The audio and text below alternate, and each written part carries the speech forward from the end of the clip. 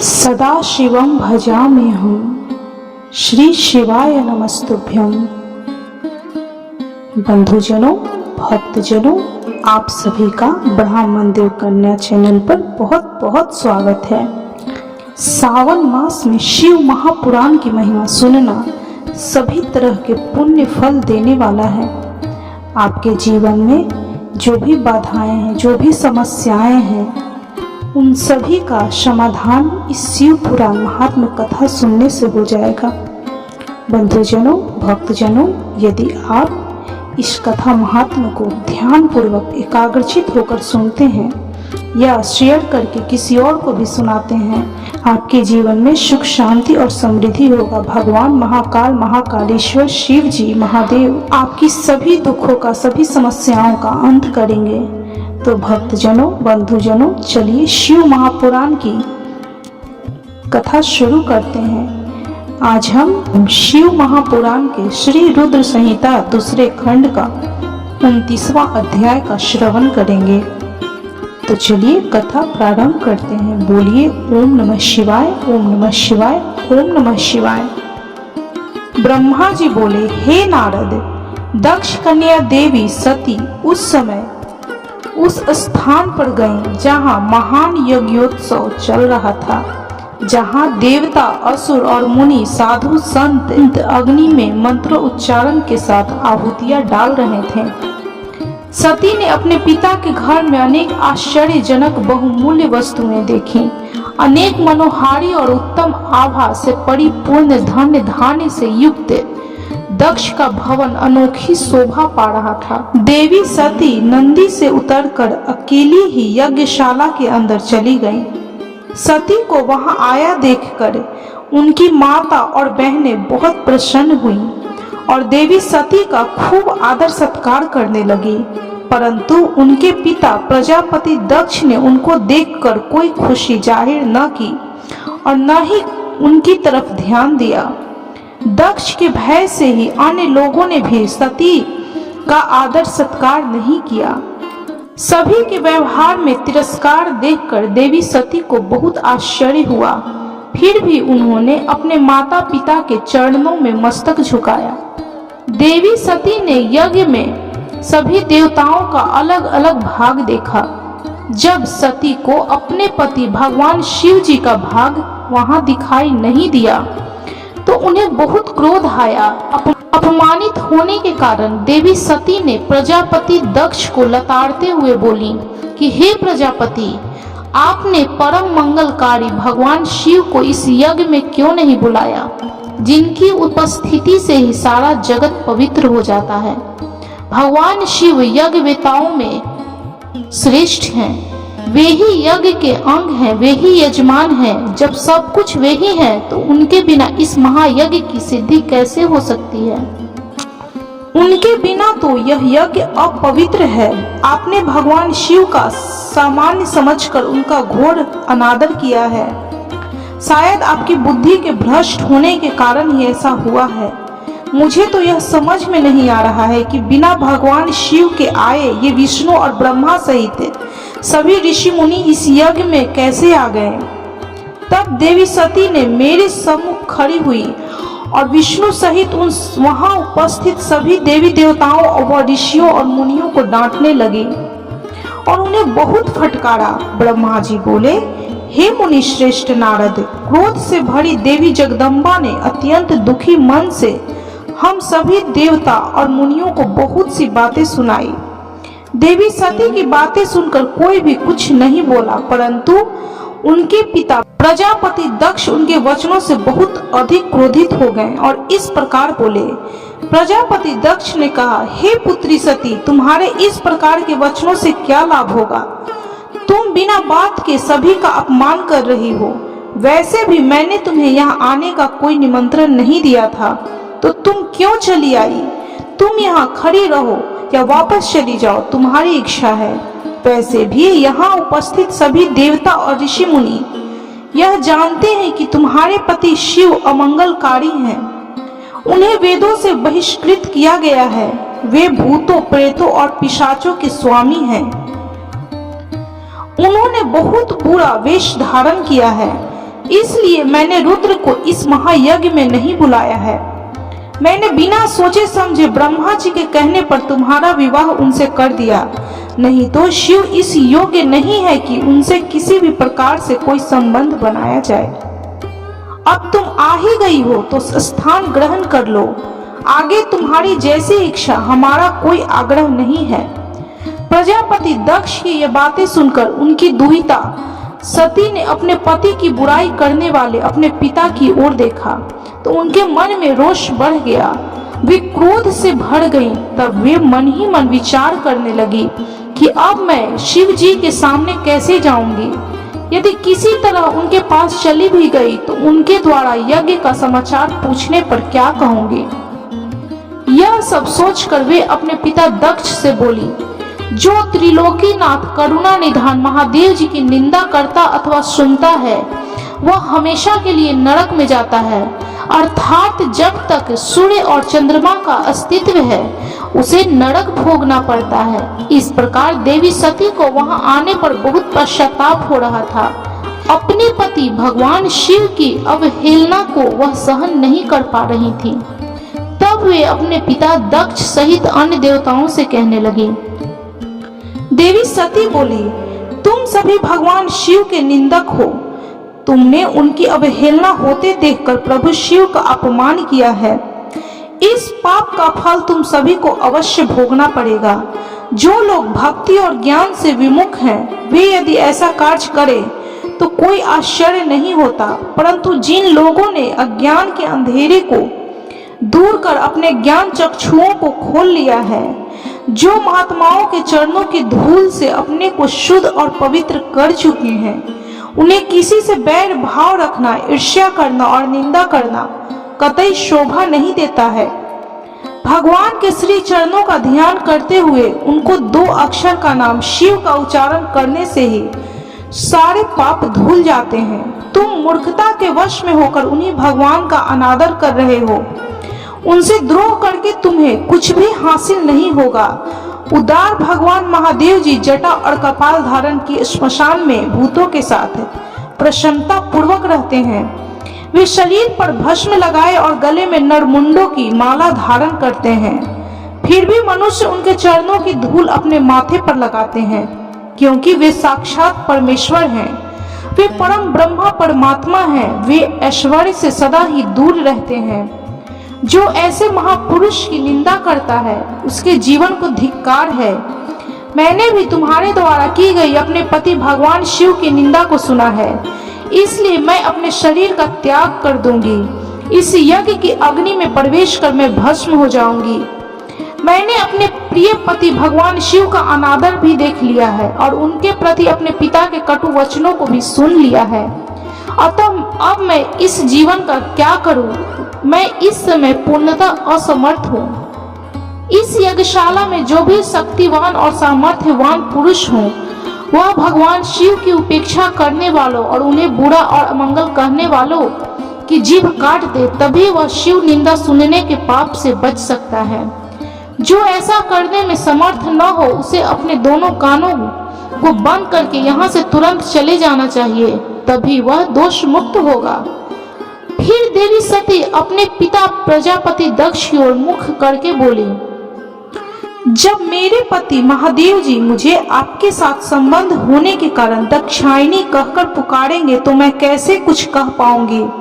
हे पिताजी, आपने मेरे पति का घोर अपमान करके मुझे उनके सामने जाने लायक भी नहीं छोड़ा, इसलिए मेरे पास अब एक ही रास्ता शेष है। मैं आपके द्वारा प्राप्त इस घृणित शरीर को आपके सामने ही त्याग कर दूंगी। तत्पश्चात सती वहां उपस्थित सभी देवी देवताओं से बोली कि तुम सब ने करुणा निधान भगवान शिव की निंदा सुनी है, इसलिए तुम्हारे कर्मों का दुष्परिणाम तुम्हें अवश्य मिलेगा। मेरे पति भगवान शिव तुम सबको इसका दंड अवश्य ही देंगे। उस समय देवी बहुत क्रोधित थी। यह सब कहकर वे चुप हो गईं और अपने मन में अपने प्राण बल्लभ भगवान शिव का स्मरण करने लगे। मौन होकर देवी सती अपने पति भगवान शिव का स्मरण करने लगी।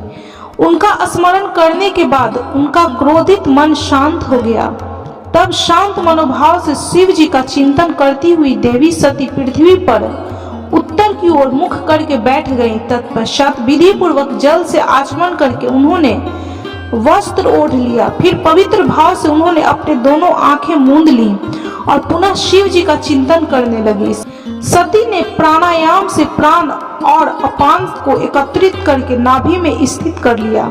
सांसों को संयत कर नाभि चक्र के ऊपर हृदय में स्थापित कर लिया। सती ने अपने शरीर में योग मार्ग के अनुसार वायु और अग्नि को स्थापित कर लिया। तब उनका शरीर योग मार्ग में स्थित हो गया। उनके हृदय में शिवजी विद्यमान थे। यही वह समय था जब उन्होंने अपना शरीर त्याग दिया था। उनका शरीर यज्ञ की पवित्र योग अग्नि में गिरा और पल भर में ही भस्म हो गया।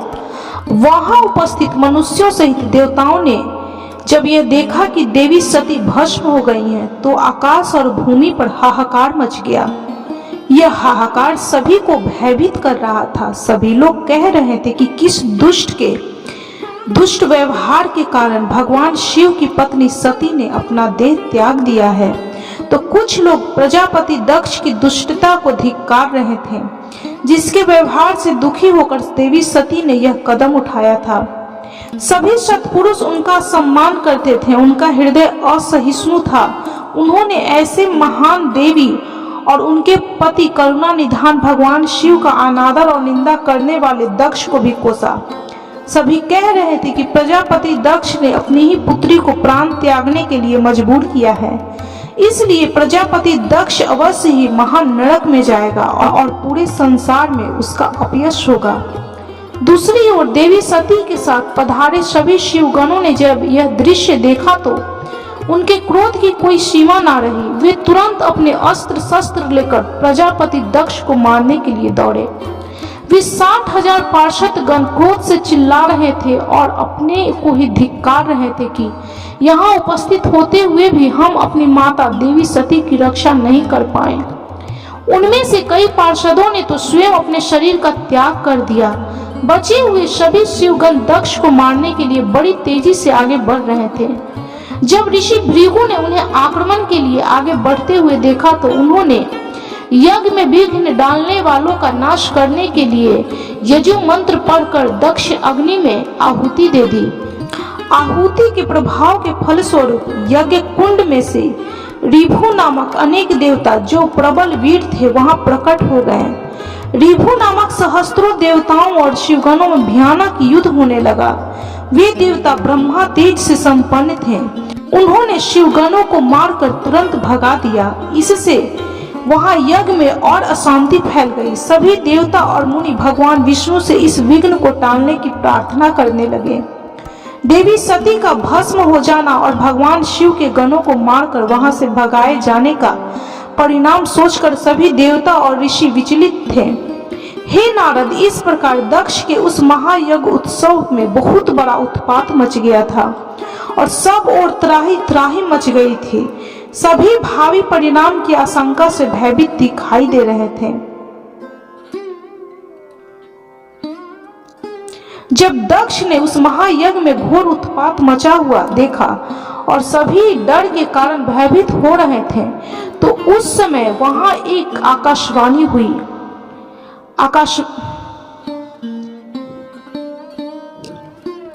ब्रह्मा जी कहते हैं कि हे नारद,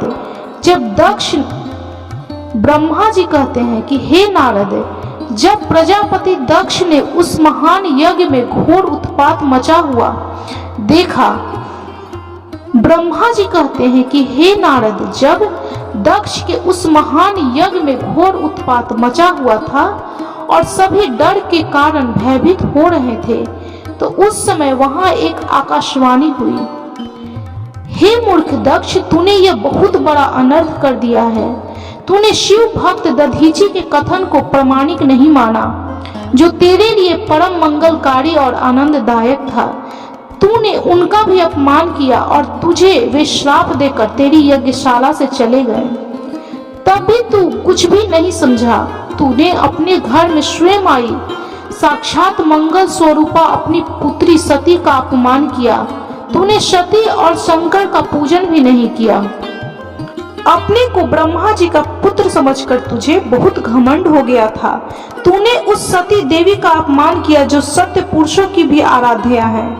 वे समस्त पुण्यों का फल देती हैं। वे तीनों लोकों की माता, कल्याण स्वरूपा और भगवान शंकर की अर्धांगिनी है। सती देवी प्रसन्न होने पर सुख और सौभाग्य प्रदान करती हैं। वे परम मंगलकारी हैं। देवी सती की पूजा करने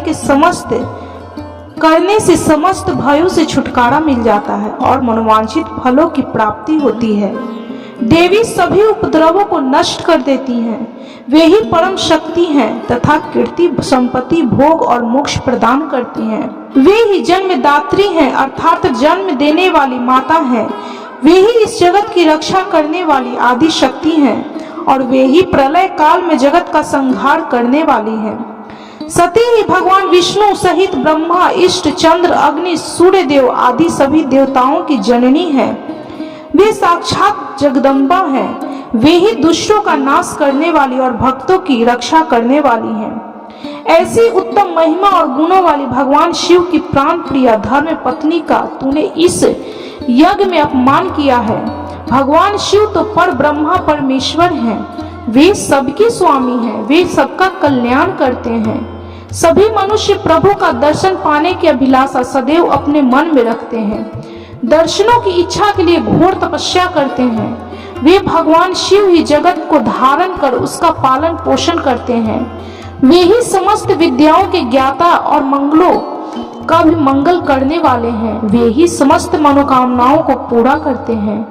हे दुष्ट प्रजापति दक्ष, तूने उस परम शक्तिशाली भगवान शिव की शक्ति की अवहेलना करके बहुत बुरा किया है।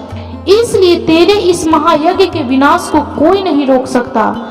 जिनके चरणों की धूल शेषनाग रोज अपने मस्तक पर धारण करते हैं, जिनके चरण कमल का ध्यान करने से ब्रह्मा को ब्रह्मत्व प्राप्त हुआ है, तूने उनका और उनकी पत्नी सती का पूजन न करके बहुत अनिष्ट किया है। भगवान शिव ही इस संपूर्ण जगत के पिता और उनकी पत्नी देवी सती इस जगत की माता है। तूने उन माता पिता का सत्कार न कर उनका घोर अपमान किया है। अब तेरा कल्याण कैसे हो सकता है? तूने स्वयं दुर्भाग्य से अपना नाता जोड़ लिया है। तूने देवी सती और भगवान शिव की भक्ति भाव से आराधना नहीं की। तेरी यह सोच ही कि कल्याणकारी शिव का पूजन किए बिना मैं भी कल्याण का भागी हो सकता हूँ, तुझे ले डूबी है। तेरा सारा घमंड नष्ट हो जाएगा। यहाँ बैठे कोई भी देवता शिव जी के विरुद्ध होकर तेरी सहायता नहीं कर पाएंगे। यदि करना भी चाहेंगे तो स्वयं ही नष्ट हो जाएंगे। अब तेरा अमंगल निश्चित है। सभी देवता और मुनिगण यज्ञ मंडल को छोड़कर तुरंत यहाँ से अपने अपने धाम को चले जाएं, अन्यथा सबका नाश हो जाएगा। इस प्रकार यज्ञशाला में उपस्थित सभी लोगों को चेतावनी देकर यह आकाशवाणी मौन हो गई। इस प्रकार शिव महापुराण के श्री रुद्र संहिता दूसरे खंड का 31वां अध्याय संपन्न हुआ। तो बोलिए कर्पूर गौरम करुणावतारम संसार सारम भुजगेंद्र हारम सदा वसंतम हृदय रविंदे भवम भवानी सहितम नमामि। ओम नमः शिवाय, ओम नमः शिवाय, ओम नमः शिवाय। आप भी इस शिव भक्ति की कथा अवश्य सुने। इस कथा को सुनने से आपके मन की जो भी मनोरथें होंगी भगवान पूर्ण करेंगे। आपके जीवन की सभी समस्याओं का भगवान शिव महाकालेश्वर समाधान करेंगे। तो बोलिए कर्पूर गौरम करुणावतारम संसार सारम भुजगेंद्र हारम सदा वसंतम हृदय रविंदे भवम भवानी सहितम नमामि। ओम नमः शिवाय, ओम नमः शिवाय, ओम नमः शिवाय। भक्तजनों, बंधुजनों, यदि आपको शिव महापुराण की यह कथा अच्छी लगी हो तो कृपया वीडियो को लाइक, शेयर और सब्सक्राइब जरूर करें और कमेंट में हर हर महादेव, ओम नमः शिवाय, जय महाकाल जरूर लिखें।